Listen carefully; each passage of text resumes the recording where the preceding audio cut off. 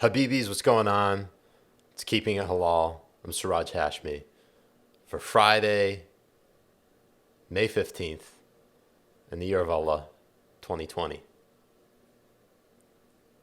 A lot happened in the past week. Obviously, trying to keep a focus on a lot of the disinformation and propaganda that we've seen over the last week.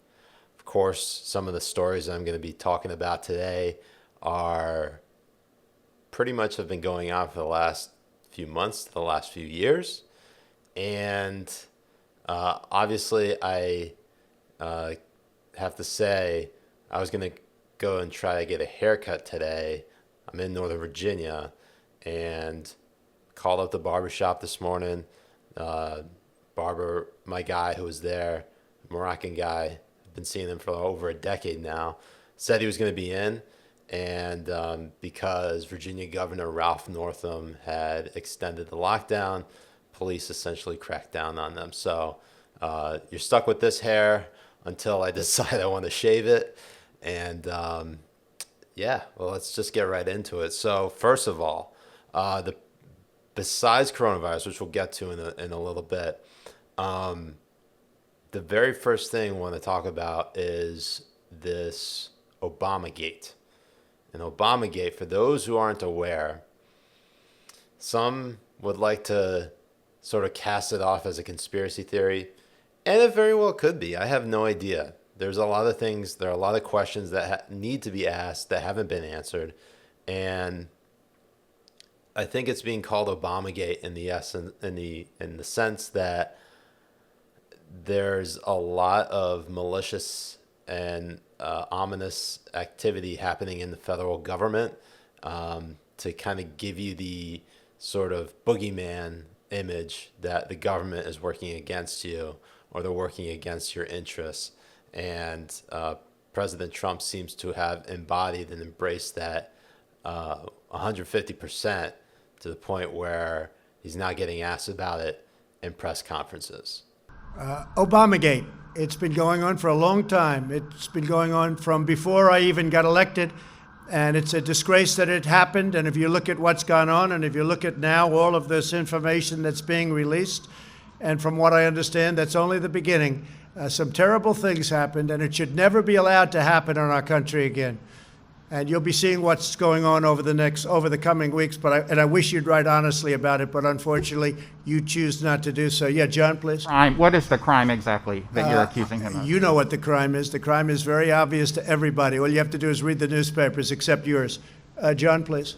So from that answer, we didn't really learn anything about Obamagate. Rather, they just trashing the Washington Post's Philip Rucker. But what you need to know about Obamagate is that essentially, if you boil everything down to its very essence, it's the idea that Barack Obama attempted to lead a coup d'etat against Donald Trump while he was the president-elect, or into his presidency as well. The interesting thing about that is the only evidence that we're going based on, or at least not me, but that Trump and his base are going off of, is this case against former National Security Advisor and retired Lieutenant General Michael Flynn, who, if you are familiar, actually worked in the Obama administration as the head of the Defense Intelligence Agency before Obama fired him. And at least in meetings that were reported between Trump and Obama during that transition period, Obama reportedly told Trump to keep a watchful eye over Flynn. Now, interestingly enough, what we've learned in the last 3.5 years was that, one, Michael Flynn originally was fired by the Trump administration for lying to Vice President Pence about the nature of his communications with Russian diplomat Sergei Kislyak. And the nature of those communications was something talking about easing sanctions against the Russians and it was during the transition period. So Trump had already won. He was going to become sworn in. At that time, it was in the early January.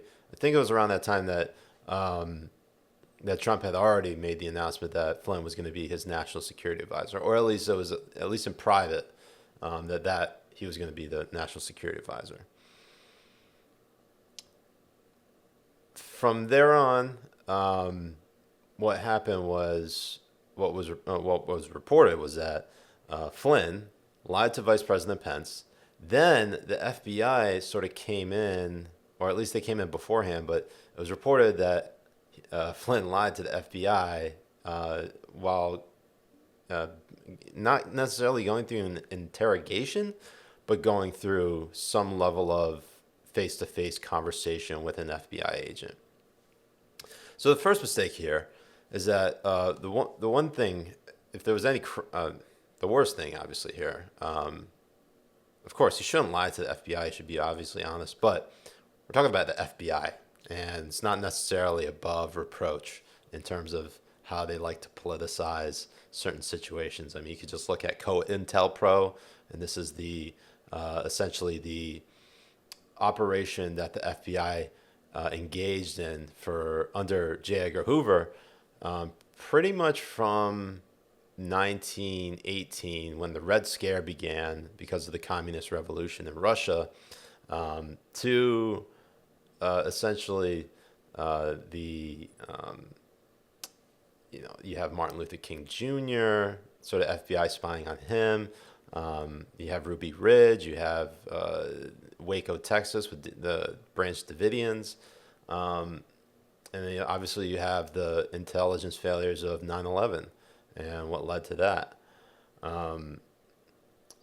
Looking at how Russia interfered in the 2016 presidential election, the intelligence community as a whole failed in this regard to sort of combat against that.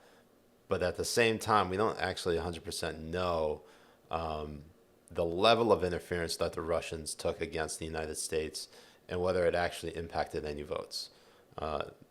There's a lot of debate obviously going on whether the two sides are actually, there's actually like strong proof or strong evidence to support the idea that, yes, Russia actively tried to tip the scales in favor of Trump and help him win an election. Just recently reported, like within the last week, that it was actually because of these documents being revealed from the FBI, and that it was actually Russia trying to tip the scales for Hillary. So, be that as it may, getting back to the point about Michael Flynn, with respect to his case, he allegedly lied to the FBI, and he pleaded guilty to lying to the FBI.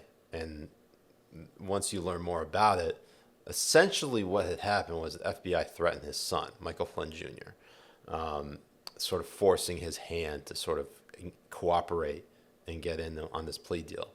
And after about 2.5 years, Flynn was he was being a very cooperative party with the FBI, to the fact that to the point where he was getting commended by the FBI for his cooperation with them.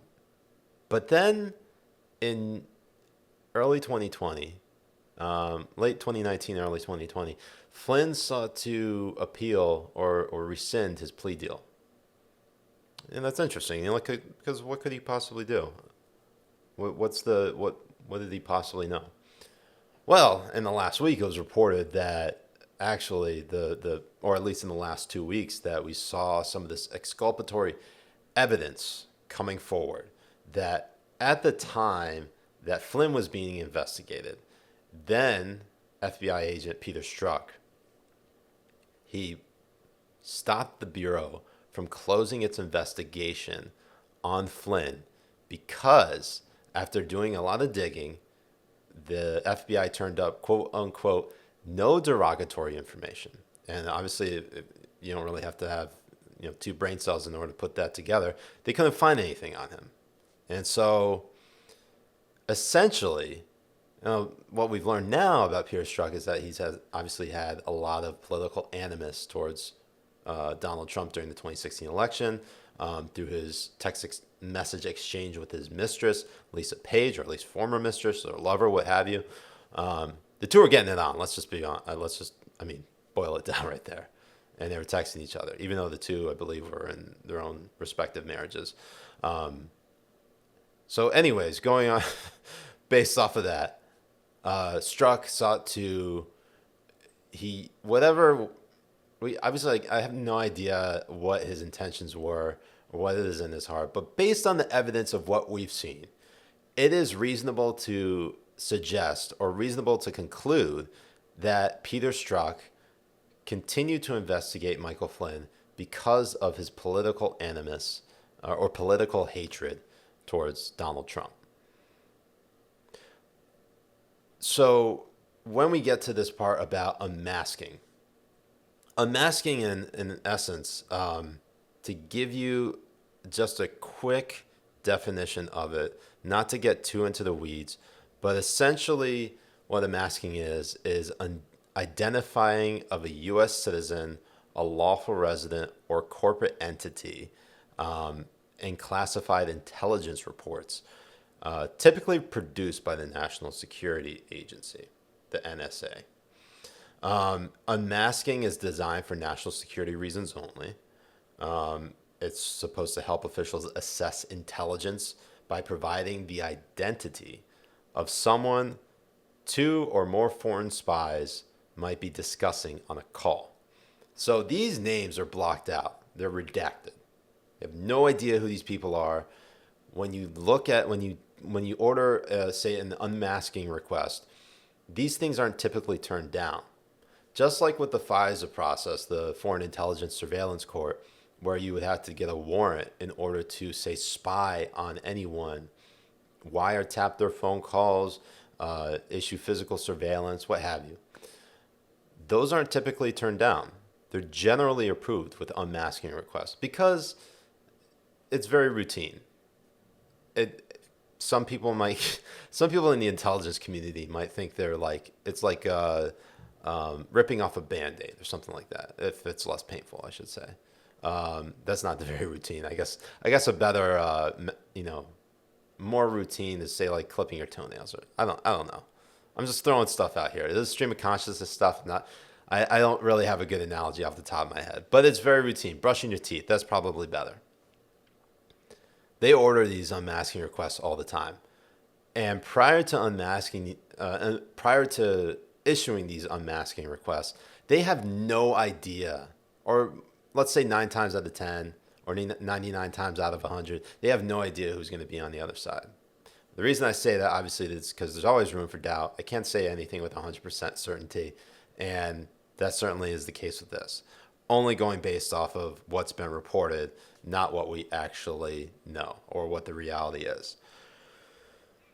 That being said, when DNI, the Director of National Intelligence, Rick Grinnell, who is also, he's the acting DNI, I should say, he declassified a list of over 36 Obama officials who requested unmasking, or they made unmasking requests on intelligence, specifically on Michael Flynn here. That's the focus is still on Flynn. The defense that's been made is that why would for some of these Obama officials is that they were just trying to get, they're trying to connect dots on intelligence reports, which, okay, that's fine. That's fair. They did it for national security reasons. Okay, that a lot of things can be done for national security reasons and might double dip as political as well. I'm not saying that's the case here with Michael Flynn. I have no idea. But that's what's being alleged, is that the unmasking done on Michael Flynn was done for political reasons. Going based off of that, Joe Biden, James Clapper, so Joe Biden, the former vice president, now the presumptive Democratic nominee, James Clapper, former NSA chief, former DNI, John Brennan, former CIA chief. James Comey, former FBI chief, director. Former Obama chief of staff, McDonough, forgetting his first name. And then you had the UN ambassador or U.S. ambassador to the UN, Samantha Power, who was actually part of the NSC from 2009 to 2013. But the time that she was on these unmasking requests, or her name was involved with these unmasking requests, she had left the NSC. She's not part of the National Security Branch. Have no idea why she was involved in it. She denies that she was even involved in the unmasking request of Michael Flynn in an interview, and now it looks like she's lying. So I don't know. Got to continue pressure on that. But it is very unusual for her to be involved in any unmasking requests for national security reasons, given the fact that she's the U.S. ambassador to the United Nations. I mean, WTF, guys, there's no, I can't see any reason why she, of all people, would need to have or have intelligence on Michael Flynn. Unless anything that has to do with, say,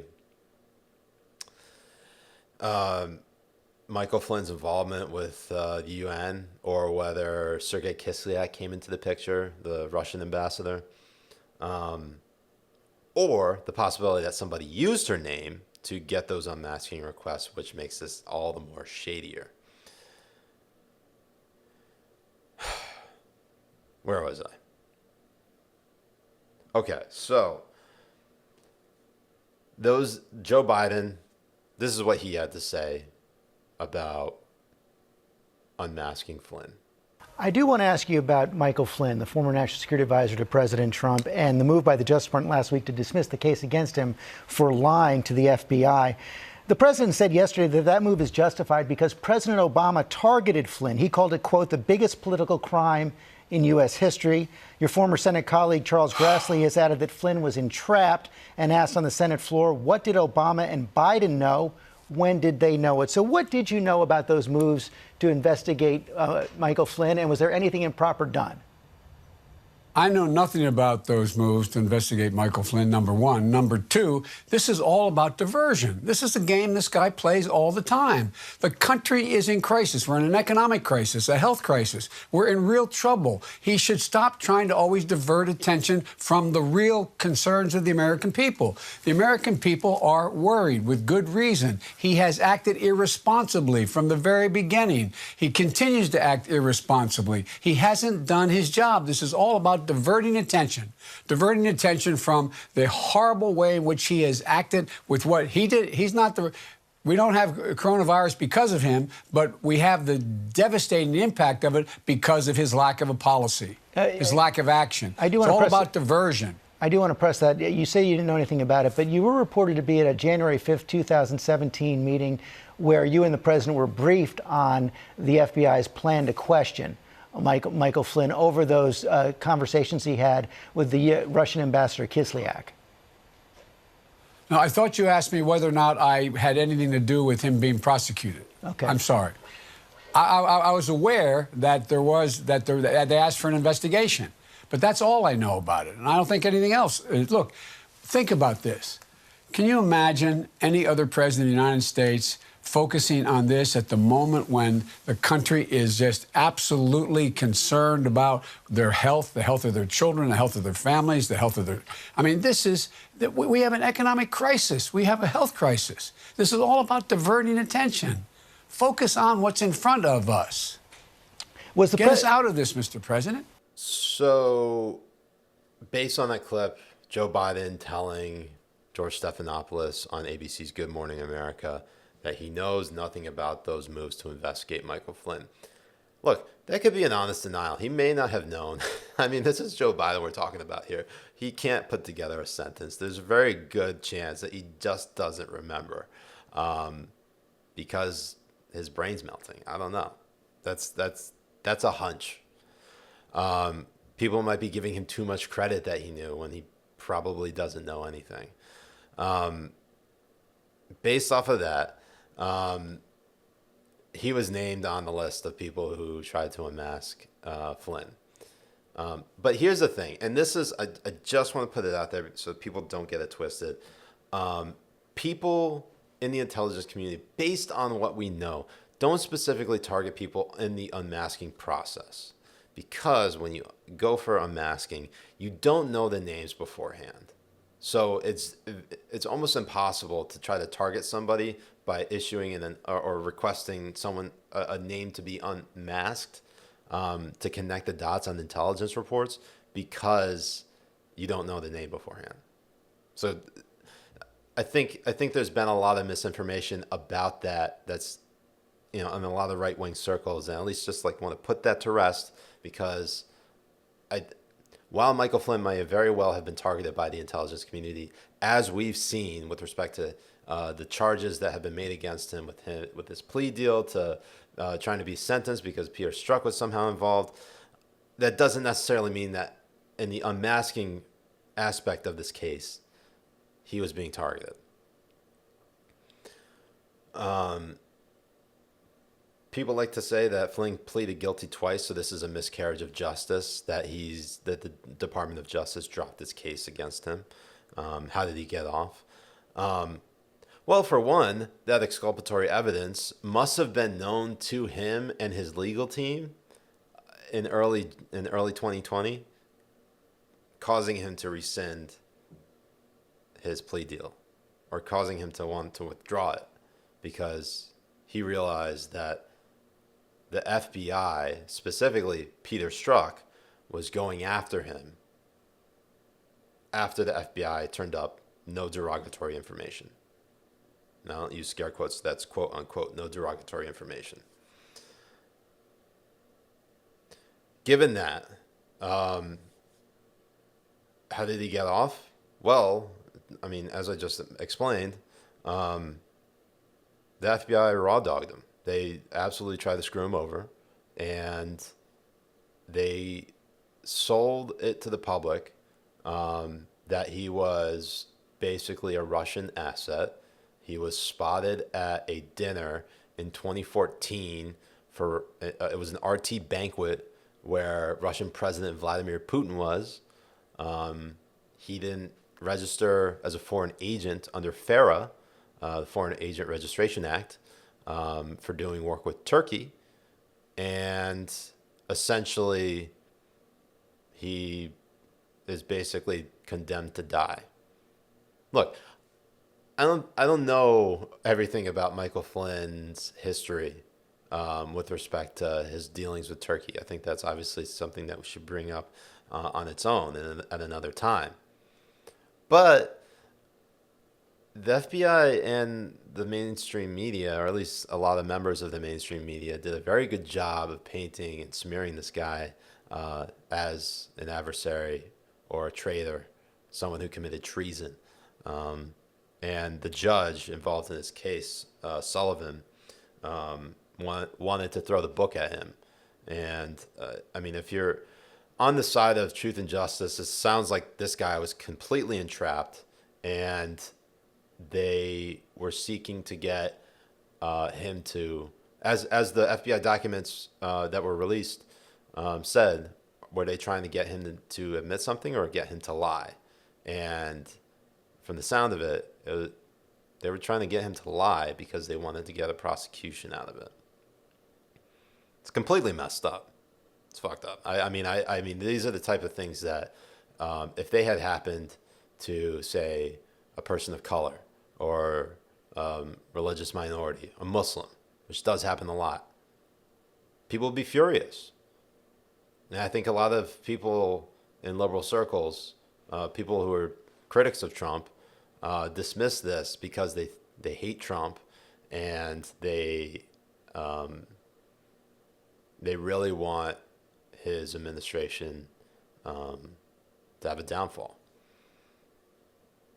I think if you're like someone who's of sound mind, you can at least acknowledge that the FBI screwed him over. And they did a really good job of it until they got caught. Now, but let's get to the point about the Obama-like coup, because this is a little bit crazy right here. It's difficult to say it is an outright conspiracy, but it is pretty much 90% conspiracy or a conspiracy theory. It is the assumption that Obama attempted to lead a coup against Donald Trump. We are going based on only the evidence of this Michael Flynn case and the unmasking. That doesn't support everything with respect to him trying to essentially have an overthrow of the federal government, leading to the downfall of the head of state with the President of the United States and Donald Trump. The only report that we have right now is what Sally Yates, the Deputy Attorney General, who is she was a acting Attorney General under President Trump briefly until she was fired for failing to follow through on the travel ban in January 2017, otherwise known as the Muslim ban for those who aren't want to hear from the liberal side. Essentially, Sally Yates said she was shocked to learn that Obama made the call, essentially, to keep an eye on Flynn. This reported a week ago that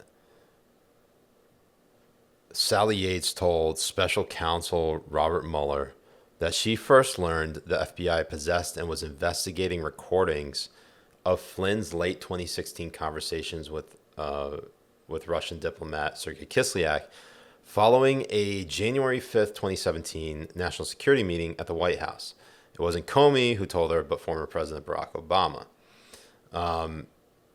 So that we have on record. And that was released with the whole trove of documents about Michael Flynn. And that was sort of an aside, but a big piece to the puzzle here with respect to getting down to the bottom of what we know about Obama's role in all of this. Okay, that's not enough to say that Obama tried to lead a coup against Trump.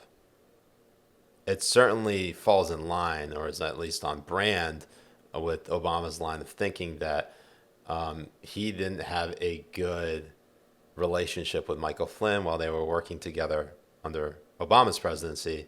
And so when he told Obama, or when Obama told Trump to keep an eye on Flynn, that at least is not the most surprising aspect of it. But in light of all this, there have been a lot of people in the media who have been trying to sort of brush this under the rug.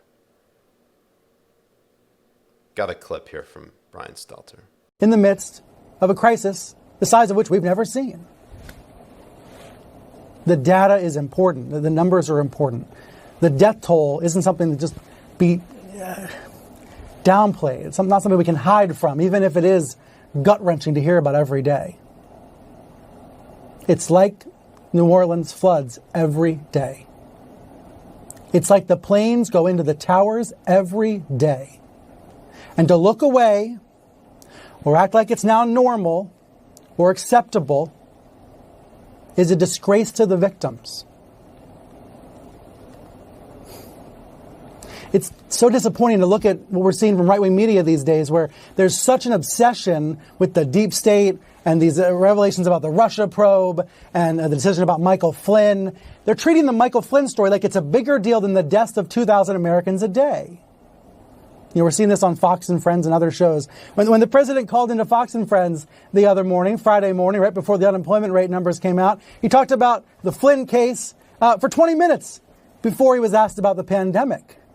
In what right mind is any scandal, any political scandal, any Department of Justice story more important to ask the president about than the pandemic that's raging? Look, ultimately that's about news judgment. It's about lack of judgment. But I find it befuddling that some people are acting like this death toll is just normal and accepted and common and just another day now. Imagine if 1,000 to 2,000 Americans were dying a day from terror attacks. Imagine the president's response. All right. That's where we start. That's how I'm feeling. I'd love to know how you're feeling. So Stelter seems to be running cover for, I guess, the intelligence community, or at least he's just trying to point out that why is everybody focusing on this Michael Flynn story when 2,000 Americans are dying every day from coronavirus? I mean, people have the capacity to cover both stories and have it not make a competition out of it. I mean, it's just sort of absurd, and it sounds like people are trying to paint the intelligence community or the FBI, this premier law enforcement agency, as like good guys. Like, they've done a lot of bad shit. I mean, you don't have to look at just this scenario here of the intelligence community sort of weaponizing itself against politicians. They've done it against Martin Luther King Jr. They've done it against the Communist Party in America. I don't agree with the Communist Party of America, but at the same time, when you talk about like First Amendment rights, the ability, the right to assemble, the right to free speech, these were people who were actively voicing their political views or the political ideology, and they were getting punished for it, like by the government. It wasn't just like they were getting deplatformed by like a social media website like Twitter or Facebook. No, there were police raids on Communist Party meetings happening in all throughout the Red Scare and throughout the Cold War. Well, not throughout the entire Cold War, but at least in the early parts of the Red Scare in the 1920s and 30s. And it's just, I mean, it's unfathomable to think of that happening in this day and age now. This happened 100 years ago. And obviously, I'm not one to sympathize with any communists, but like, these are people that were trying to voice their views, and they were getting arrested and jailed. Some were getting beaten, some killed. I mean, like, it's crazy to think about, right? Well, this stuff happened, and the FBI has been one of those agencies that actively engaged in that. They have a name, the building that they reside in, national headquarters of the FBI, it's the J. Edgar Hoover building. It's the ugliest building in Washington, D.C., but they still named it after him. He is the first director, the longest serving director for 48 years, going from back to Woodrow Wilson all the way to Richard Nixon. Moving on, because I think I covered Obamagate quite a bit. That's about 30 minutes. Look, I still think there's a lot of information that needs to come out about this story, and I don't think we're nearly done with covering it.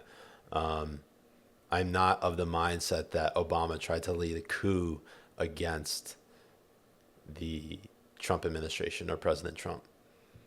I have seen critiques about this Obamagate conspiracy as birtherism. Jonathan Capehart, who is an opinion writer, I believe, with the Washington Post, tweeted out, Obamagate equals birtherism.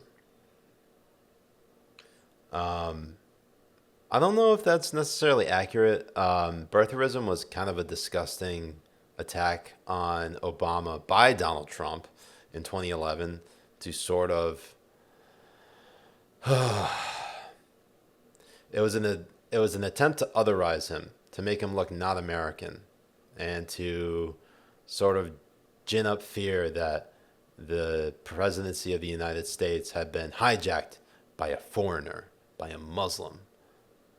I mean, it was a disgusting attempt by Trump to do that, and I don't condone that type of behavior at all. So, is it birtherism? I don't know.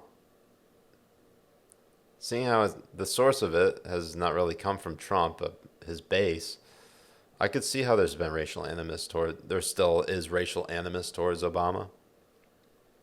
Or at least animus towards Obama because he's black. I mean, there's also the potential that there's animus towards Obama because he weaponized the intelligence community. And essentially spied on Americans. I mean, you don't have to go back that far to point out to other examples of Obama spying on Americans. You can look at what happened to James Rosen at Fox News. He was spied on. You look at NSA bulk collection of metadata through, working with Verizon Wireless and tapping millions of Americans' phones and getting their information and their calling history and their calling records. That's what the whole Edward Snowden deal was about, is that he leaked that information about the NSA spying on millions of Americans, as opposed to, say, filing a whistleblower complaint. Now, at the same time, he was sort of a government contractor with Booz Allen, and at that time, there weren't really any reforms in place for Snowden to come forward with a whistleblower complaint. So he felt the need to fly out to Singapore to, talk to a number of journalists, one of them being Glenn Greenwald. Anyways, I think there's a lot to talk about with Obamagate, but I don't want to only focus on that. I think there are a lot of other things happening in the last week that just need to be talked about. Reopening the economy. Right now, we're looking at basically two paradigms.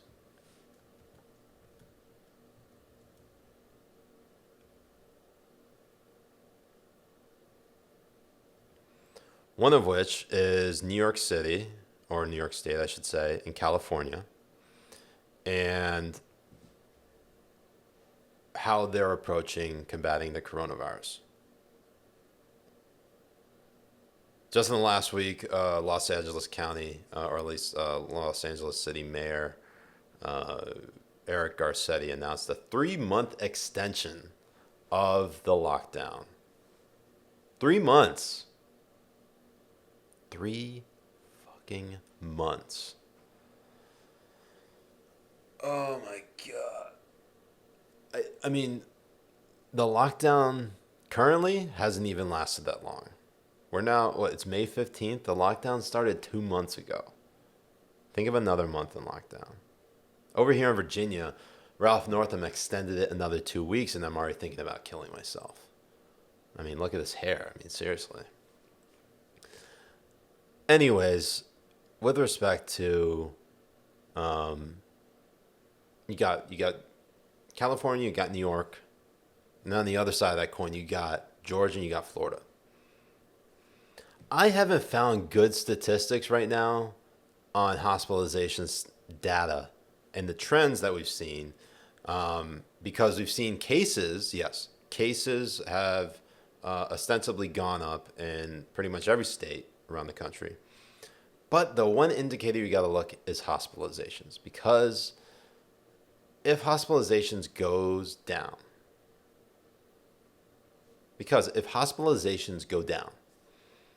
you're looking at people getting the virus, but not necessarily to the point where they're so sick that they got to check into a hospital.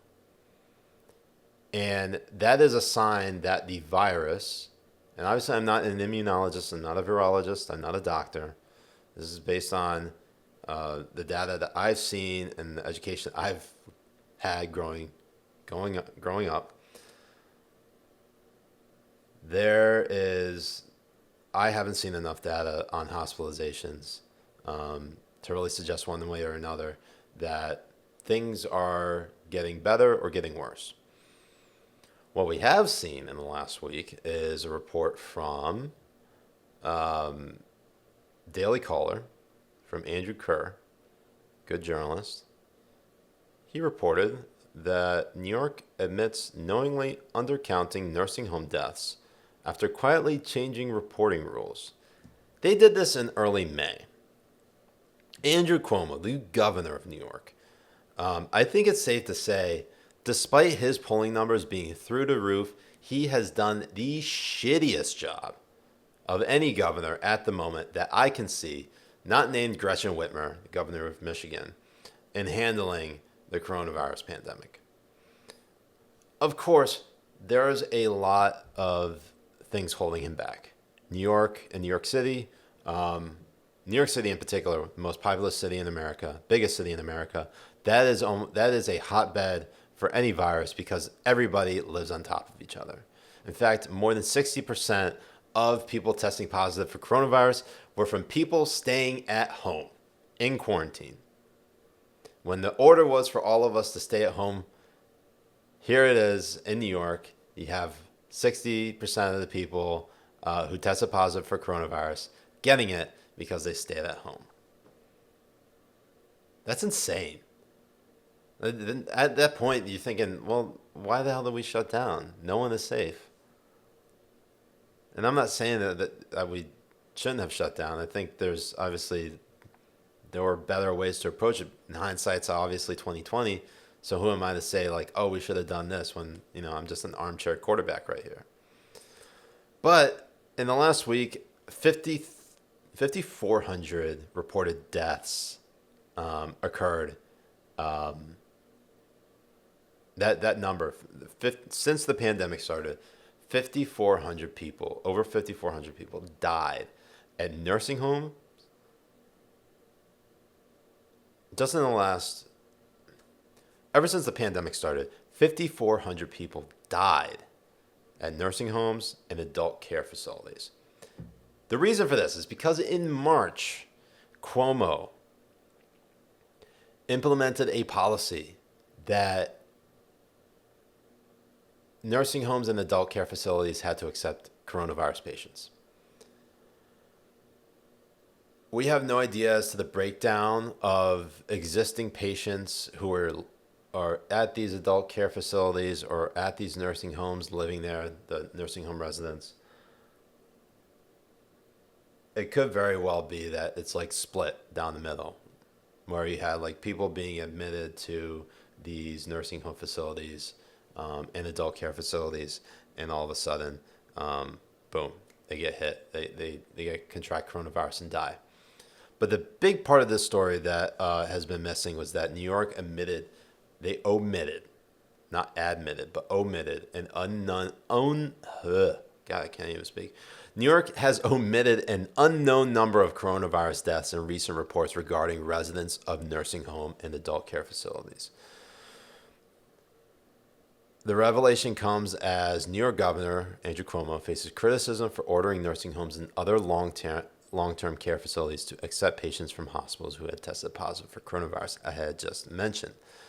One of those particular parts is that, and my buddy Peter Hassan points this out. So they changed their reporting rules quietly, I shall say.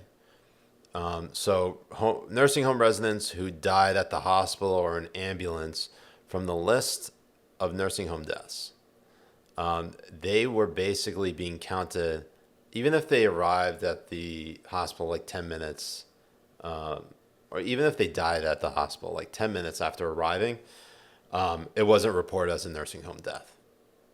So you can see how like that really fudges the numbers here.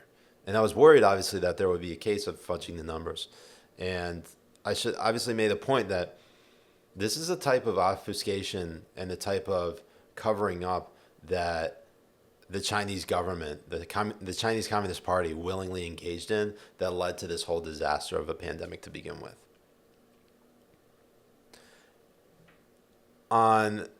In the same token, if you want to look at, say, how Florida has been handling it,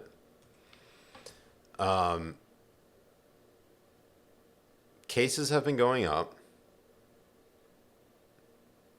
or at least that's what the Washington Post has been reporting. And let's see. If we go to our stats here.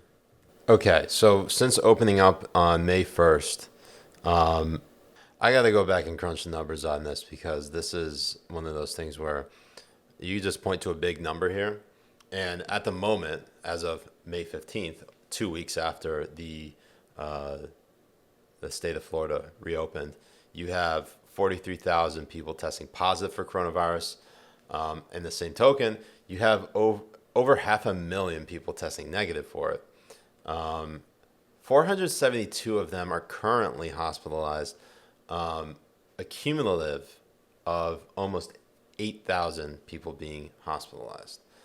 About half of those people hospitalized are currently in the ICU, and they've had almost 2,000 deaths.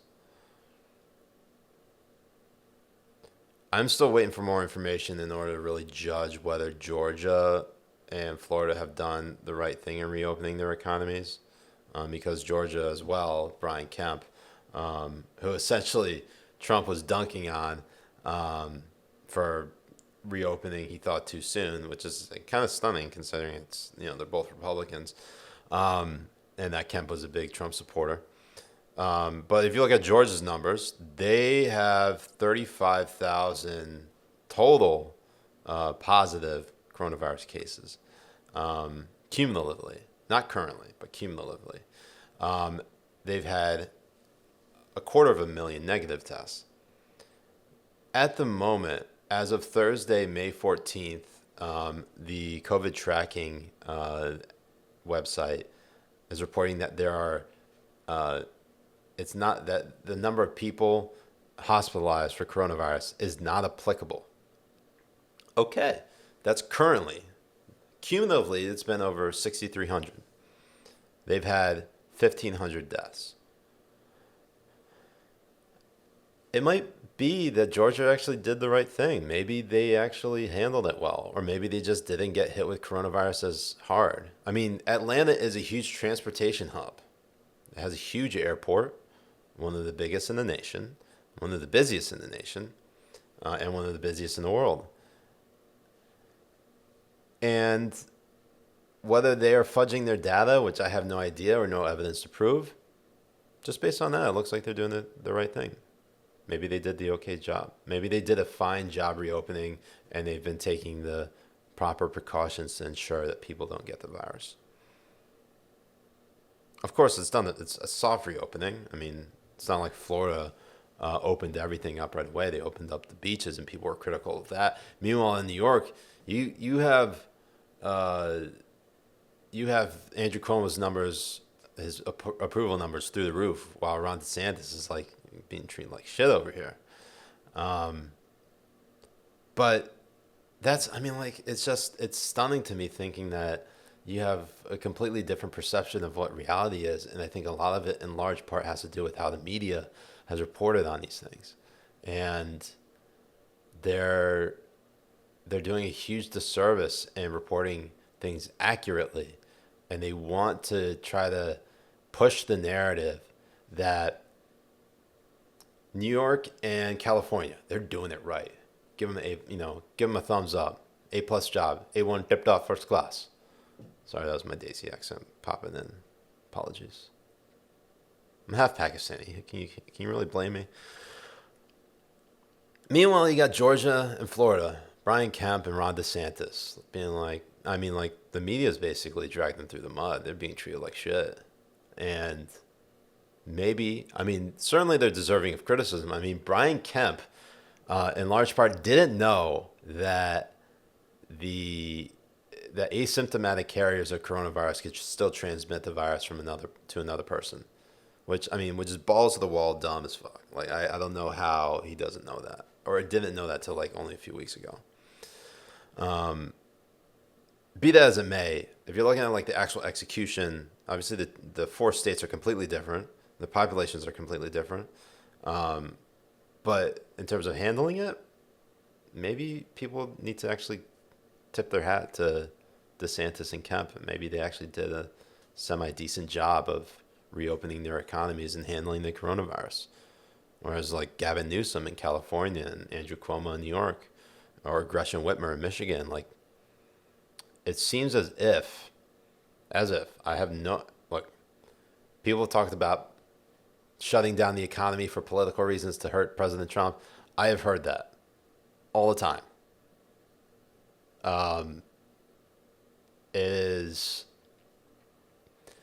not too hard to think that that is a possibility, given the type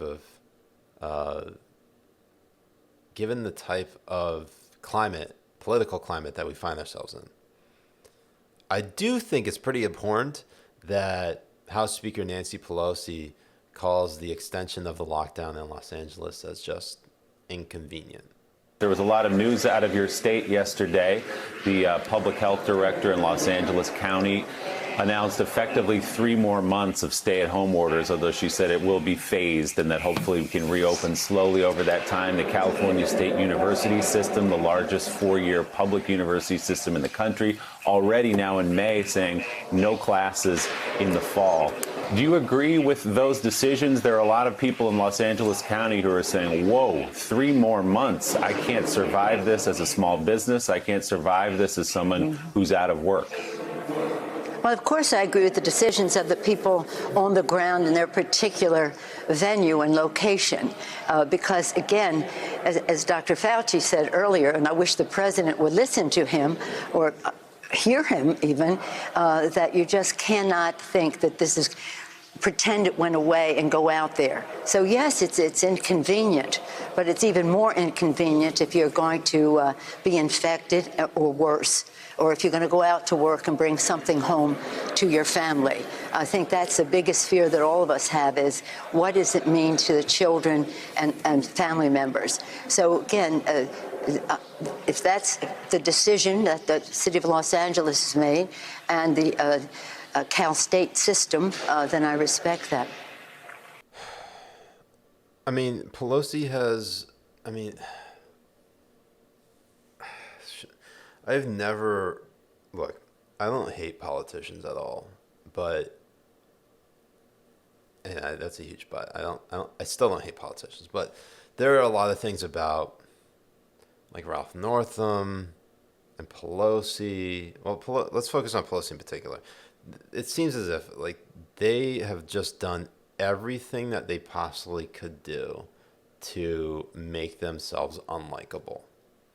Like you got Pelosi on James Corden sitting in front of her two $24,000 refrigerators, eating Jenny's ice cream, which is like $11 a pint. Like that type of like glass tower type of shit. Like it is no fun to, if you are struggling to figure out how to pay your house, pay your mortgage, or pay your rent, or figure out where you're getting your groceries, or you know what's going to happen in the next few months, if you're going to get a job. Like seeing Pelosi, I would be filled with rage if I were in a less fortunate position than I am now. I'm thankful that I still have my job, and I'm thankful that I have a platform that I do. I'm grateful every day for that, and I realize I'll never try to take that for granted. But man, Pelosi just like really rubs not only me, but I'm sure so many other people the wrong way. And it's just horrible optics. And like, I don't know why she does it. And it just shows that she's really out of touch. And I think there's no denying that she's out of touch. All right. I got to move on because there are still a few more stories, and I've been eating up so much time on this. All right. Breonna Taylor. Breonna was a 26-year-old EMT worker in Kentucky. And back in March, on March 13th, she and her boyfriend, Kenneth Walker, they were asleep in Taylor's apartment. And police executed police in plain clothes, by the way, that's what's been reported. They raided her apartment through a no-knock search warrant, meaning they didn't knock in, they busted through the door, they didn't announce themselves. This is in the middle of the night, mind you. Executing a search warrant, no-knock search warrant for drugs, okay? Thinking it was a break-in, Taylor's boyfriend, Kenneth Walker, shot one of the police officers because the officers didn't announce themselves and they were in plain clothes. It was dark. How is anyone to really know? And they just woke up from sleeping. How is anyone to really know that someone breaking into your home in plain clothes is a police officer and not a home intruder? Walker shoots one of the cops. Police fire back 8 times. A number of those bullets hit Breonna Taylor and kill her. They found no drugs in the apartment, and then they arrest and charge Kenneth Walker with attempted murder of a police officer. Obviously, the argument here, I mean, in his defense, and you can reasonably see this for anybody who lives at a home or possibly has a firearm, that if you have a home intruder, you are acting in self-defense. And that's what Walker is arguing here, that these were people breaking into his home in plain clothes, not announcing themselves. You can reasonably see, like 99% sure, that they're home intruders trying to burglarize your home, possibly kidnap you, kill you, take you hostage. The mind wanders to like all these dark places when you think of somebody intruding into your home. First of all, these no-knock search warrants are, they're somehow legal, but they're obviously very deadly because you end up with people like Breonna Taylor dying, who, by the way, an EMT combating the coronavirus. I mean, this is a story that's only gotten enough traction in this last week because it sounds like they're finally trying to investigate what happened here. This is 2 months. 2 months ago. Breonna Taylor didn't need to die. And it obviously brings up a lot of, this sort of traction within the news right now while it's bubbling up. It comes on the heels of Ahmaud Arbery being killed in February. And cell phone video appearing that caused the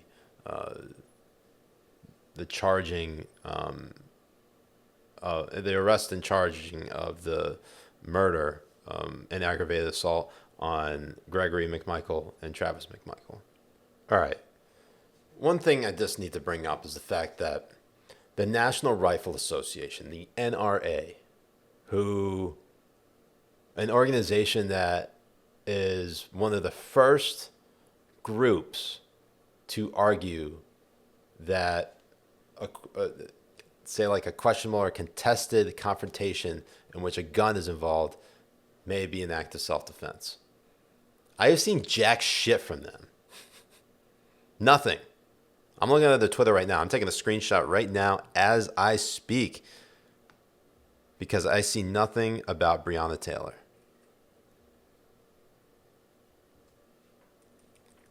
And honestly, that's sickening.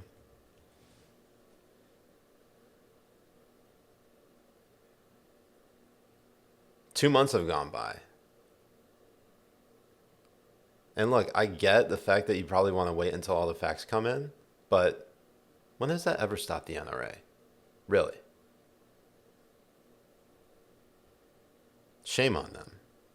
Really? It's unconscionable.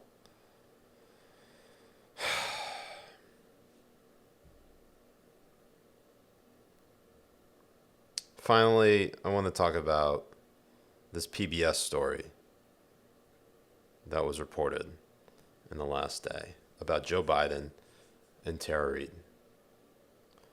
And the reason I bring it up is because, again, when it comes to reporting on Me Too accusations of rape, sexual assault, or sexual harassment, the onus has always been on the accused to sort of prove that they didn't do anything wrong.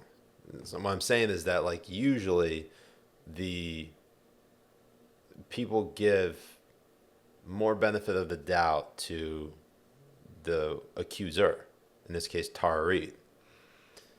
And the reason why I bring this up is because PBS reported a story titled, 74 Former Biden Staffers Think About Tara Reid's Allegations. And they highlight one particular person, Ben Savage. I believe his name is Ben Savage. Pulling it up right here.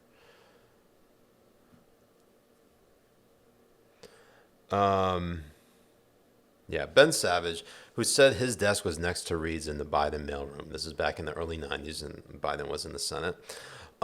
Savage, and this is the big takeaway here, is that Savage told PBS that Reid was fired for her poor performance on the job, which he witnessed, not as retaliation for her complaints about sexual harassment. Okay. Let's take that in right here. And you got people like Jennifer Rubin tweeting out, I think we are done here. Oh, God, Jen, what the fuck are you thinking? Oh, my God. Look, given the fact that Jennifer Rubin has gone, and like Jennifer Rubin, I like to pick on her because like she is just like a case study in someone who has like one brain cell and cannot connect the dots for anything, and just like so flippant about everything, only because Orange Man bad. She seems to think that everything about, this stuff about Joe Biden is just complete bullshit, but everything about Brett Kavanaugh was accurate and true. Again, I have no idea if the allegations against Joe Biden and against Brett Kavanaugh are 100% true. I have no idea.